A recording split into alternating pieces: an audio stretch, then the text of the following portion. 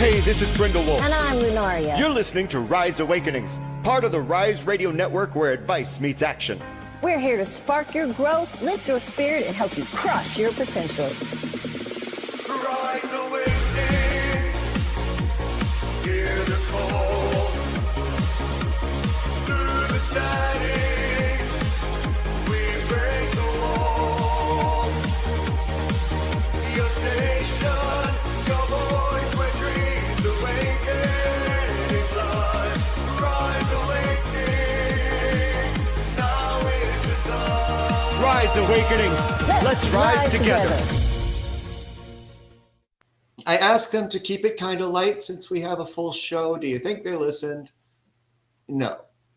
It's almost like asking a child to stop doing that, and then they just continue doing it more. But no, these are great. So we're going to start off with, and I hope that we're not getting any glare because I can't see it. Insight. Humans have the extraordinary ability to overcomplicate things and finding the answer to, why am I here? We've all come with the same ability to gaslight ourselves based on what we hear and are taught as we're growing up. When the real answer is so much more simple, to be light, love, and grow into the authentic person we were meant to be, to get along with another human, show compassion, and step into the power that we were gifted when we took our first breath. It's not written in the stars. It's written in the way we develop. Maybe we're here to clean up old karma from past lives. Maybe we're here to help set things straight and play our small roles in that for all of humanity. No matter the actual size of things, the one thing that is absolute, you. So take comfort in the ease of insight when it is allowed to flow through without the noise. And then we have free from perfectionism. You are perfect just the way you are. Sure, we want to look a certain way and get upset when we can't. Sure, we want to be the smartest in the room or the most creative. But what talents do you have that others don't that make you imperfectly perfect? You're being called to be flexible, make mistakes, welcome the missteps you're going to take. Don't be afraid of failure. There's actual perfection in things going wrong because they are opportunities to be able to learn who you are and find your way. Besides, perfection is actually a human construct that doesn't actually exist, but you do. And that's perfect. Then we have meditation. Whether it's guided by a guru, assisted by a recording, quiet time outside as you start your day, or simply stepping away to calm down, meditation can be helpful to find the guidance that lies within you. When your mind is busy and noisy, it's hard to find quiet to listen to what's within. But if you give yourself space, then you'll be able to find it more easily. A quiet mind, the place in between thought, is where the wisdom really lies. So slow down, find peace, and allow it to emerge when you need it. Then imagination. This is the perfect, or is it, follow-up for meditation, because imagination is where dreams are born. It's also where true wisdom is realized. We have a thought. It comes forward. We begin to paint a picture in our mind of how it looks. And then it begins to seep into our reality, the building block to our experiences in life, and a realization that nothing that we have in our world was not created without it being imagined first. From the chairs we sit in, the forks we use to eat, the greeting cards we send, or even the weapons of destruction. Put that last one in on purpose, because while our imagination can bring for the light and love we need in our world, so too can it bring the opposite. How you choose to use your imagination in your life and what you do with it lies in your hands. Then we recognize manipulation. A tough one for far too many. Because far too often, we don't see it for what it is, or misplace it onto someone who is just trying to be there for you. We also don't always realize that we're trying to manipulate someone else so we can get what we want. It can be done innocently, actually. If you feel the need to be constantly validated for what you've been through, you could actually be manipulating people to believe you. It's easier that way. Truth. Trust that this is known. Living authentically and accepting accountability for our part is truly difficult, even if that just means that your part is the inability to forgive, especially yourself. So be who you are. There's no one on this planet that is like you. You cannot be another person. You can try to imitate them as your driving force to succeed, but you cannot now nor ever be them. And you cannot be someone else you cannot be who someone else wants you to be. And if this is the case in your life, whether they're trying to mold you or them, or you them, then it's high time to take a new look at what's going on. May not mean a departure from them, but certainly does mean that it's time for a review. Lust for life. Remember how things were when you were a child and you had a zest in your step? Maybe not. We are aware that there are those who did not learn what it was like to actually live as an innocent and free child. But regardless of all that, this isn't therapy where it's finding the source of pain. It's finding the zest that either once was or was missing again. So you can enjoy life more, with wonder, more zeal, and passion. Of course, we all need maturity in our decisions, but fucking live, okay? You matter. And you deserve to have the ability to have a lust for life. Wild and happy. It's an echoing of what was just said. Be wild and happy without reason or expectation. Be spontaneous and free, even if only for a moment to recharge your spirit. We all need it once in a while. And finally, desire and reality. And this is where it all comes crashing down around us, where we move away from the meditation, the imagination, the lust for life, the freedom, because reality gets in the way. But don't let it linger too much, at least not in the way you might be thinking. All of the things the cards have brought to you today are reminders of how you can actually achieve what it is you want. It's not going to be handed to you, and you have to really want it to get it. So get to it. The world needs whatever small or large role you play in it. It needs you more than you need that 7 figures. That's just a helpful bonus. We're back. Play musical chairs again. Because she got to give a message. My turn. All right, my lovelies. Let us get started for today. All right. We are starting off tonight with the 8 of Swords. You are feeling mentally trapped or restricted in love. Like you can't see, wait a second. Yes, like you can't see a way forward. This is more about fear and overthinking than it is actual limitation. Challenge the story you're telling yourself. You're not stuck, you're scared. Take at least one small step towards clarity. All right, in the challenge position, we have the 2 of Cups reversed. There's a disconnect or an imbalance in your partnership. Mixed feelings, miscommunication, or one-sided effort. Stop guessing what the other person feels. Direct communication is needed, or a clean break may be necessary if the connection is too draining. All right, next up, we have Temperance in reverse. Things have been out of balance for a while. Too much compromise from one side, not enough emotional regulation, or extremes in behavior. It's time to recenter. Reclaim your peace. Don't pour from an empty cup trying to fix the dynamic. I promise you it isn't fixable anyway. Not by you. All right, next up, in the past, the 9 of Swords. You've been through serious anxiety, heartbreak, or sleepless nights over this situation. Pain has shaped the way you're approaching love now. Don't let past wounds dictate your present choices. You survived it. Don't relive it. All right. Your goal. Your focus is the 7 of Swords. You're focused on finding the truth or protecting yourself. There's a fear of being lied to, betrayed, or deceived. Listen to your intuition, but don't assume the worst without evidence. Seek clarity, but don't let yourself get paranoid. In the near future, the Tower reversed. A shakeup is coming, but it's more like a controlled demolition than a catastrophic collapse. Something unstable must be released. Don't cling to what's crumbling. Allow change. This is your chance to rebuild smarter. All right. Next up in This Is You currently. You're avoiding, this is Two of Swords. You're avoiding making a decision or facing the truth. You're stuck between your head and your heart.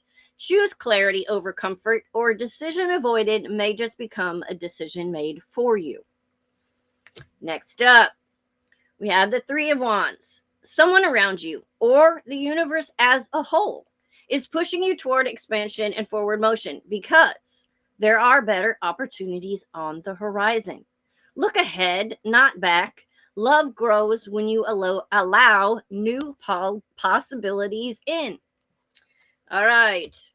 Your hopes and fears, the Ten of Pentacles. You want long-term stability, commitment, and a future you can trust, but you fear it's out of reach.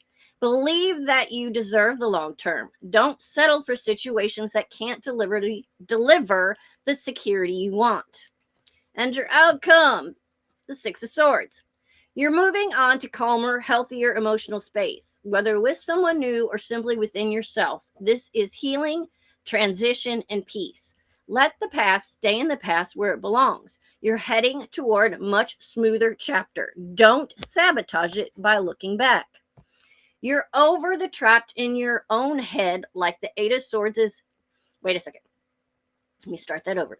You're over here trapped in your own head like the Eight of Swords is a vacation home, when all you have to do is take off the blindfold and see that you have the ability to walk out of that.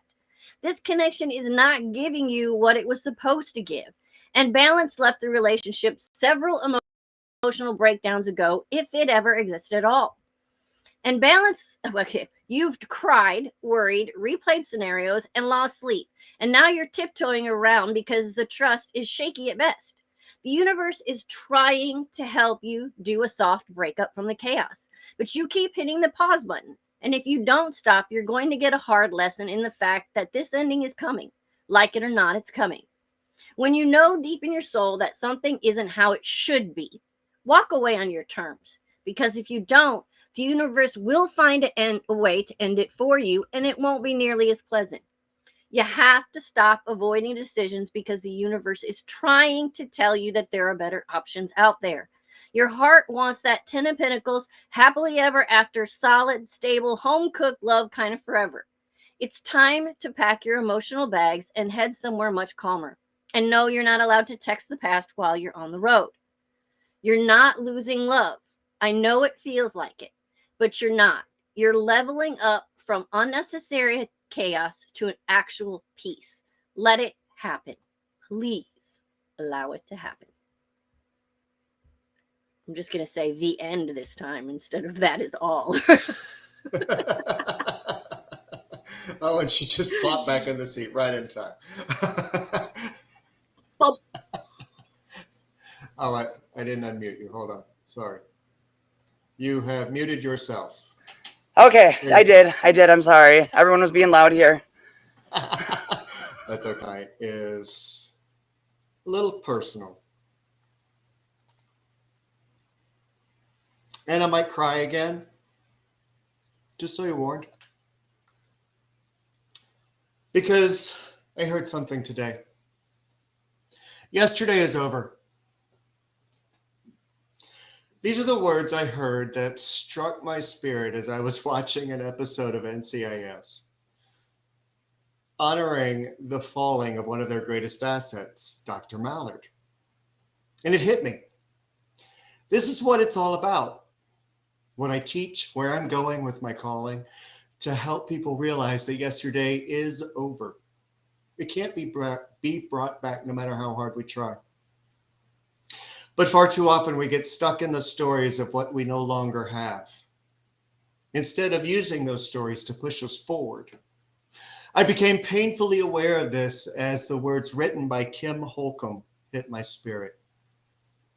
The stories of my heart and spirit that haunt and hurt. The loneliness felt by decisions made. The emptiness of where I am right now. Living only in a virtual world to the point that when someone enters my house, my mind has to remove the phone screen from framing their face so that I can interact with them in real time, in real presence. Brings up all the decisions made over the course of my life that led me to this point. Questioning what I did wrong to be left so physically alone.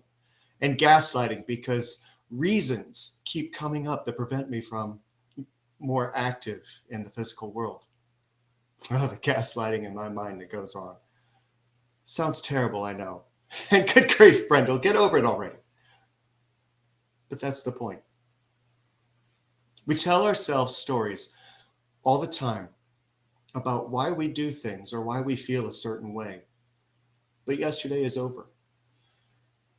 Now only exists, and tomorrow isn't promised.